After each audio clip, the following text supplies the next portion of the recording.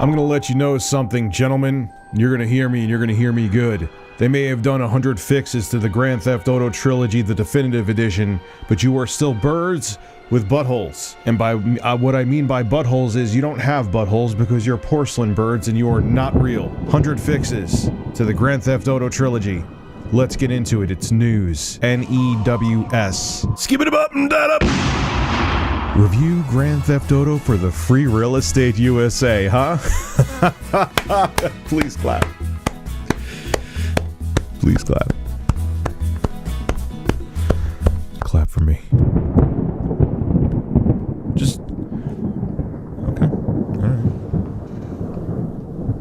So the Grand Theft Auto Trilogy, the definitive edition, the Nightmare edition, the we don't want you to make mods anymore, we'll DMCA down for the original trilogy if you don't buy this trilogy edition.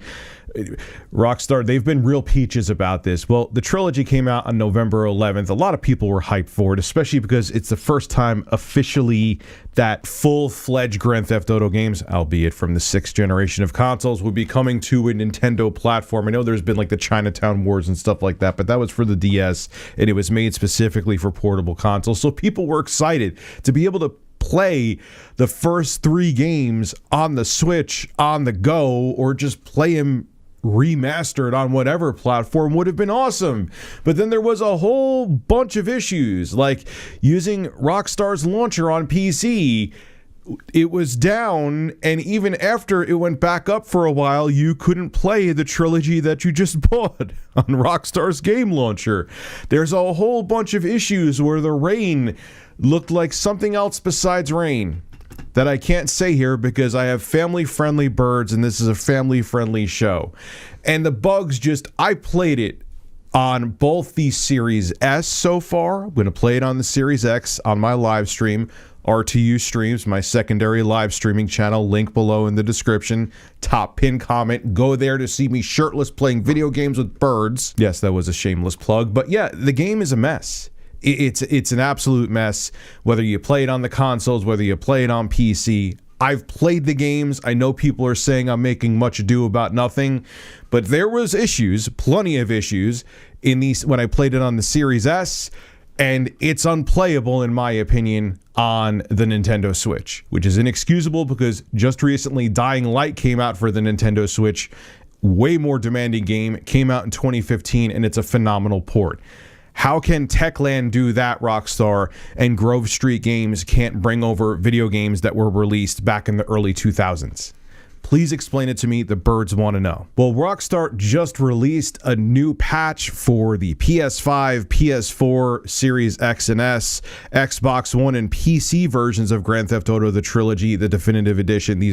They're coming to the Switch too in a few days, so the Switch isn't being slighted, but they fixed so far 117 bugs, and I'll have a link to the full list below in the description, but here's just some of them from the different games. We'll start off with Grand Theft Auto 3.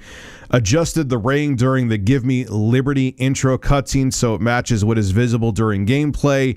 Improved the resolution of the signs on taxi front doors. Fixed an issue where rain can be seen inside Joey's garage. This is Grand Theft Auto 3, by the way, during the cutscene to the mission. And then, fixed, and this is in GTA Vice City, fixed an issue where rain could be seen inside during the cutscene to the Mission City publicity tour.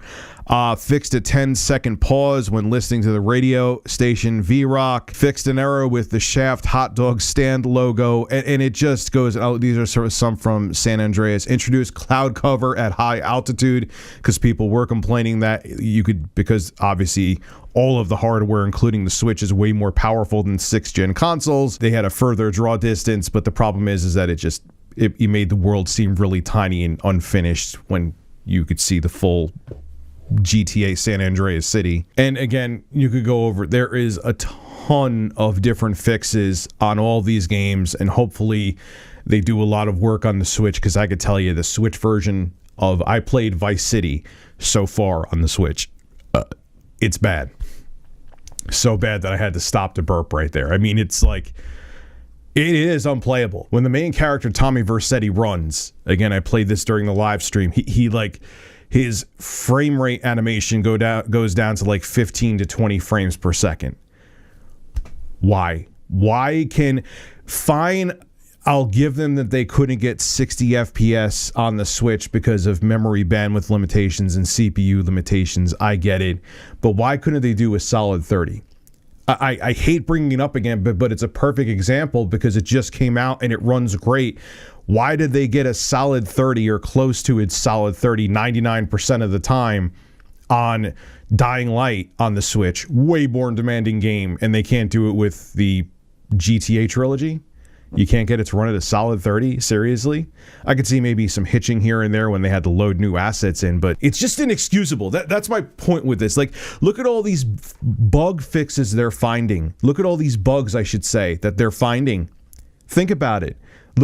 This means that, hey, if they delay the games and gave the developers time to find these bugs and play test and iron them out, people would have been much happier. The bar didn't need to be high for these, Rockstar. The bar could have been very low. All they had to do was be competent ports. Just clean up the damn textures. Even with the way that the characters look wonky and everything, if everything else with the game was running right and functional, and there wasn't frame rate drops at random times, at least on the Series S, that's the other version I've played, and people wouldn't be complaining. But the other thing is I've done it on the live streams. I go from fidelity to performance mode, which why any of the platforms need that for these old games is beyond me, and it doesn't even look any different. Look. It was just such a sloppy, rushed port, and the fact that in the first major patch they found this many bugs just shows how rushed the game was. This crap has to stop, man. It's unacceptable, and Rockstar took everybody for a ride. Literally. This is Rich of Review Tech USA signing out. Have a good one.